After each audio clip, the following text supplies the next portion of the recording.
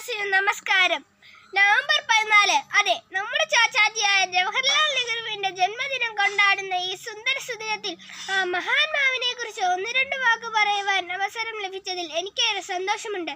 ഭാരതീയർക്ക് ഏറ്റവും പ്രിയങ്കരനായ ഇന്ത്യയുടെ ആദ്യത്തെ പ്രധാനമന്ത്രിയായ ജവഹർലാൽ നെഹ്റുവിന്റെ ജന്മദിനം തന്നെയാണ് ശിശുദിനമായി നാം ആഘോഷിക്കുന്നത്. പൂക്കളെയും കുട്ടികളെയും ഒരുപോലെ സ്നേഹിച്ചിരുന്ന അദ്ദേഹത്തെ ചാച്ചാജി എന്നാണ് കുട്ടികൾ വിളിച്ചിരുന്നത്. ഇന്ത്യ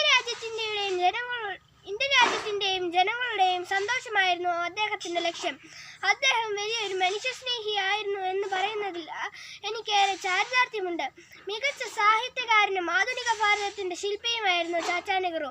കുട്ടികളെ മാത്രമല്ല, നാടിനെയും പ്രകൃതിയെയും മനുഷ്യരെയും സ്നേഹിച്ച ആ മഹത് വ്യക്തി ഓരോ കുഞ്ഞിലും ഭാവി പൗരന്മാരെ കാണുകയും സ്വന്തമെന്ന പോലെ സ്നേഹിക്കുകയും കഷ്ടപ്പെടുന്ന ജനങ്ങളോട് അനുകമ്പ കാണിക്കുകയും ചെയ്തു. ചാച്ചാജിയുടെ അർപ്പണബോധവും ദേശസ്നേഹവും നമുക്ക് അനുകരിക്കാം, ആ ആദർശങ്ങളിൽ ഉറച്ചു നിൽക്കാം.